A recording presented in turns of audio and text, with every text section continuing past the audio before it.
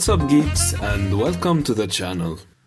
In one of our first videos, we are going to start from the very basics, that is, object-oriented programming itself.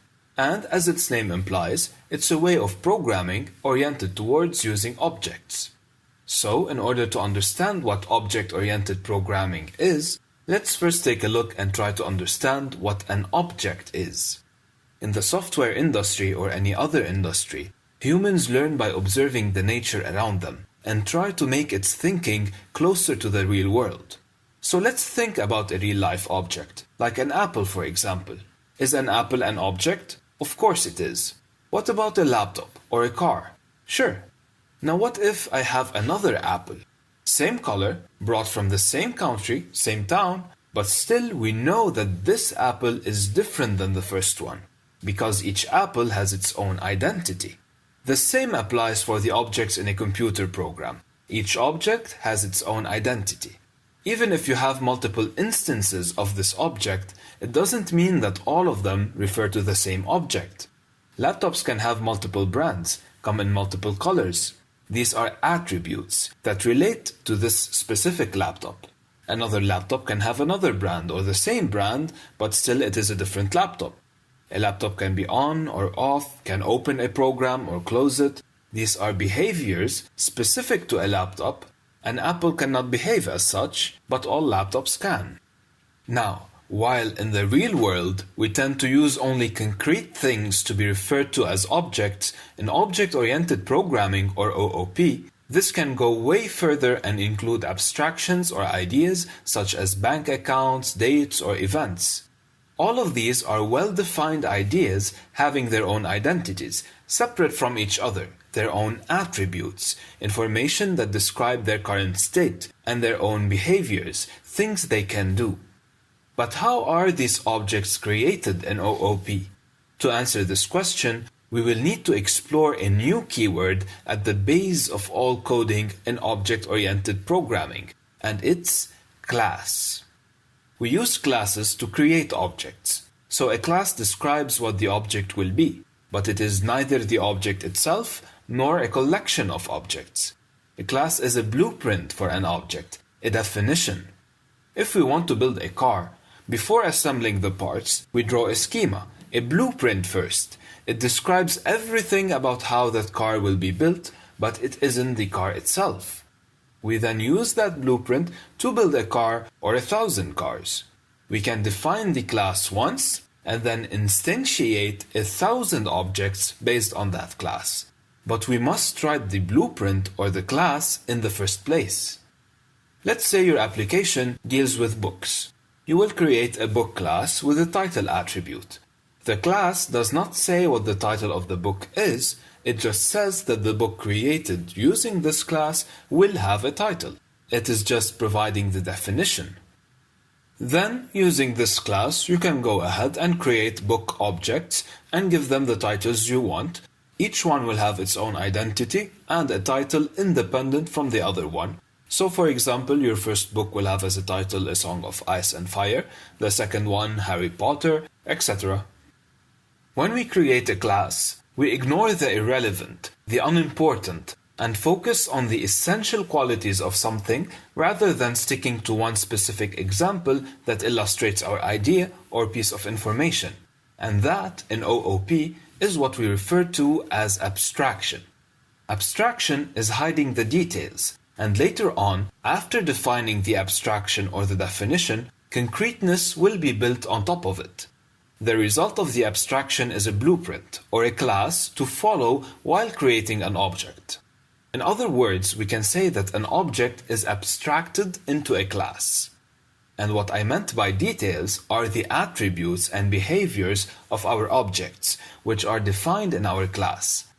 Another thing we do while creating a class is we take this information that describes our object, which are the attributes and the things it can do, the behaviors, and encapsulate them, containerize them in the same unit, the same class. And this, in object-oriented programming, is referred to as encapsulation. Encapsulation is not only about encapsulating the attributes and behaviors to keep them together, but also to protect them and to restrict access to the inner workings of any object based on that class to the outside world. The point is, an object should not reveal anything about itself except what is mandatory for other parts of the application to work. Let's suppose we have a bank account class with a balance attribute and a deposit method. We don't want any external source to access the balance attribute and change it without going through the deposit method. Because you see, in this method, we are applying an interest rate, or we are applying some currency conversion factors before actually updating this value. Let's take another approach and suppose that the deposit method takes the number we want to add to our balance in US dollars, and the balance is also stored in US dollars. But what if later on we decided that the balance stored becomes in Canadian dollars? If the deposit method is there, we are fine. We only have to add a step inside this method to multiply the given number by 1 point something before updating the balance, and the users would still be able to provide us with the number to add in US dollars. But if the user was accessing the balance directly without using the deposit method, we would have to go and notify all the users of our application to perform that calculation themselves and then give us the result to update their balance with it. And if for some reason they weren't aware of the changes we made, well, too bad, they just lost a lot of money. Hence the importance of encapsulation. We would like, as a next step, to create an employee class to use it later on and generate objects representing each employee in the bank. But while creating the employee class, we realize that it contains the same attributes as the person class, a class that already exists in our application and is being used by other parts of it. These duplicate attributes are the first name and the last name. But in addition to these attributes, our customer class has a salary attribute. Now, because we want to use abstraction, and we don't want to add the salary to the person class and use the person class instead, because not every object created using the person class will have a salary, what we are going to do is create an employee class and add to it the salary and inherit the attributes of the person class, because an employee is a person. And this in OOP is referred to as inheritance. All changes made to the parent class or superclass will be automatically reflected and passed down to the child class or subclass. In OOP, inheritance can be also referred to as generalization and uses an is-a relationship from a specialized class to a more general class. In our example, person is the generalization of employee. So far, inheritance has only been associated with the attributes of a class. But what about its behaviors? The child class will also inherit all its parent class behaviors. If we need them as is, we are fine. And if we need to add behaviors on top of the ones present in the parent class, we just add them to the child class as we did with the salary attribute. But what if we need to change the behaviors inherited from the parent class? What if we need to override a particular behavior with another one? Object-oriented programming allows us to do so, and this goes by overriding. When child classes override behaviors present in their parent classes, these behaviors are prioritized over the others, and when called, are executed instead of the ones present in the parent class. So, in our example, if we had a behavior, let's say talk, that prints on the screen, I am a person, and we go ahead and override this behavior or method in the employee class with something else that prints on the screen, I am an employee. When the talk method is invoked on an employee object, I am an employee will be displayed on the screen. But when invoked on a person object, I am a person will be displayed on the screen. Now let's suppose we have these two bags, or whatever you want to call them. In the first one, we are allowed only to store employee objects, and in the second one, we are allowed to store only person objects. But we just learned that, because of inheritance, every single employee is a person. But not every person is necessarily an employee. So employee objects in this case can go in the first or in the second bag, but person objects can only go in the second one. Now the user carrying this bag, the second one, knows that the bag contains only person objects, which was the deal at the beginning, right? But we, because of inheritance, went ahead and added employee objects to it, which we saw is also fine because all employees are persons. However, what the user doesn't know is that we also used overriding, and we changed the behaviors of some of the persons inside this bag, and they are now employees. So now if the user randomly grabs an employee object from the bag, believing it is a person one, and invokes the talk method on it, will it show I am a person or I am an employee? Well, of course it will show I am an employee, which is the correct and the more specialized behavior. And this will be transparent to the user. This, in object-oriented programming, is referred to as polymorphism.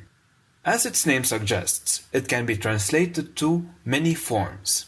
So, it automatically does the correct behavior even if what we are dealing with can take one of many forms, as the person class in this case.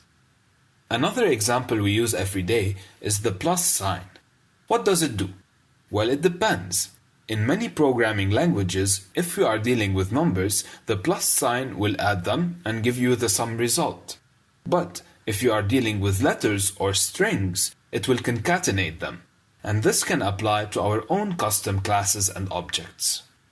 Even if the person class becomes a parent to a customer class, employee class, and student class, and the talk method is overridden by all these classes, and if objects are created using all these classes and are put inside the same bag or inside the same list, the correct specialized behavior will always be called when this list is traversed. So, to recap, each object is defined by its own identity, attributes, and behaviors. 1, 10, or 1,000 objects can be created using the same class, which is a blueprint for this object. In a class, we state what attributes and behaviors the objects created using this class will have, but we don't specify what their actual value is, and this process is called abstraction. We abstract the object into a class. On the other hand, taking all these attributes and behaviors and bundling them into the same unit, the same class, is referred to as encapsulation. A child class can inherit attributes and behaviors of a parent class if the child class shares an is-a relationship with the parent class. This in OOP is referred to as inheritance. If the child class overrides the behaviors of its corresponding parent class, when needed, the more specialized versions of these behaviors will be called, and this is referred to as polymorphism. So, that's it for this video. I hope it was helpful. Thank you guys for watching, take care, and I will see you on the next one.